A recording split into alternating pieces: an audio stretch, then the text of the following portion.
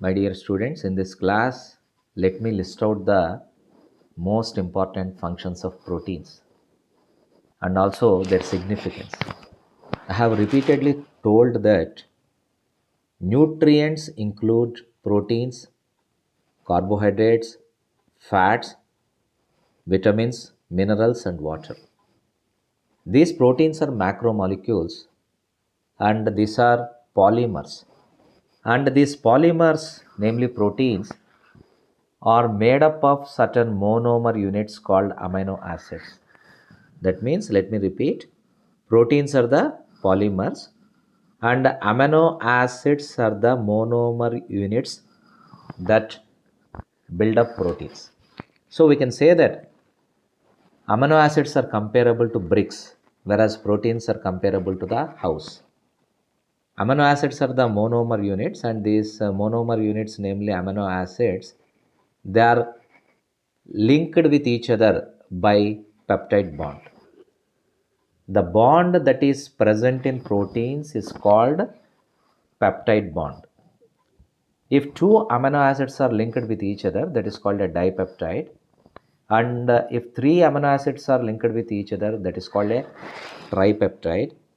And if a few amino acids are linked with each other, that is called a oligopeptide. And if there are umpteen amino acids, that means if there are innumerable amino acids linked to each other through peptide bonds, it is called a polypeptide. Thus, we can say that proteins are high molecular weight polypeptides. And the bond that is present in the protein is called a peptide bond, and this peptide bond is represented by C double bond O N H. C double bond O N H. Or else you can also write it like this: CO N H. So this CONH is called a peptide bond, and it is an integral part of the structure of a protein. Peptide bond is represented by CONH, and now let me list out the characteristic feature of proteins. Proteins are the building blocks of the body. Proteins are the building blocks of the body. All enzymes are proteins, but you remember, all proteins are not enzymes. And because enzymes are made up of proteins, we can say that these proteins in the form of enzymes, they facilitate many biochemical reactions in the body, including digestion. Digestion is carried out by a set of enzymes, a set of digestive enzymes, and all these digestive enzymes can be collectively called hydrolases because biochemically the digestion is hydrolysis. So all the enzymes, whether they are digestive enzymes or whether they are any enzyme that is participating in any other biochemical activity, are undoubtedly made up of proteins. All enzymes are undoubtedly proteins, and all proteins are not enzymes. So proteins are the building blocks of the body, and they catalyze many biochemical reactions by acting as enzymes. All enzymes are proteins, but all proteins are not enzymes. Proteins act as antigens, especially the surface proteins of bacteria and virus. They act as antigens. And proteins form the skeletal framework of the cells. Proteins also act as hormones. You remember, proteins act as antigens. They form the skeletal framework of the cells, and the proteins also act as hormones. Of course, in hormones, there is much biochemical diversity. There is no doubt about that. But there are set of proteins which constitute hormones. And such hormones which are made up of proteins are called proteinaceous hormones. For example, insulin is the proteinaceous hormone. And many hormones secreted from the pituitary gland are the proteinaceous hormones. So because some hormones are proteinaceous in nature, we can say that many physiological, biochemical, anatomical, physical changes are catalyzed by the proteins because they are the integral part of some hormones.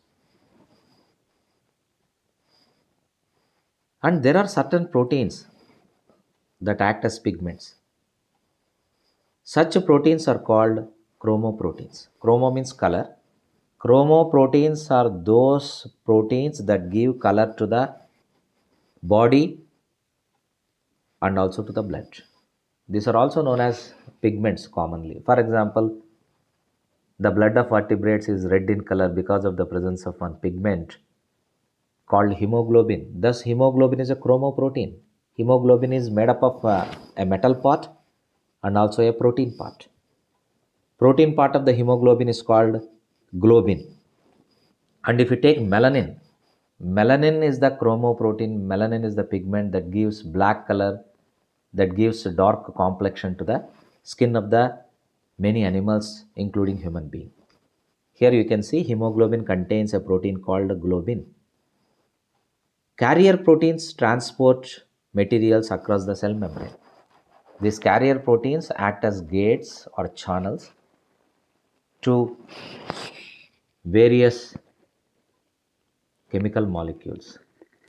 So these chemical molecules will be transported with the help of proteins, and these proteins that are helping the transport of various materials across the cell membranes. It may be a symport or it may be a uniport or it may be an antiport. Whatever may be the mode of transport, if it is facilitated by proteins, such proteins are called carrier proteins. Some proteins act as receptors. Proteins like collagen binds the skin and muscles with bones. So that means collagen acts as a binding protein. Proteins are also responsible in the maintenance of osmotic balance. Here let me clarify one aspect. Albumins that are present in the plasma of blood, they are responsible for the maintenance of osmotic balance, fluid balance within the body.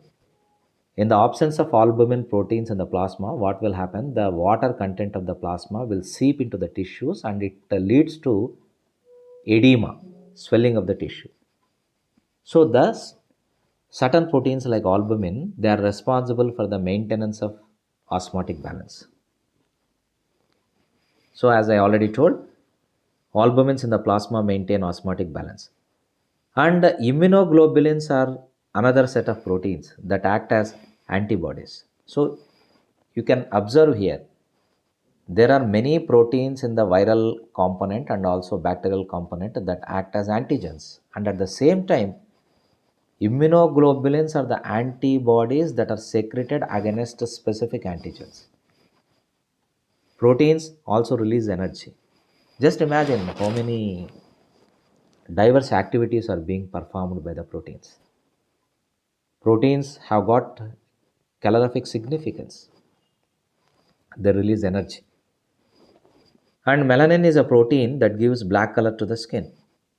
So,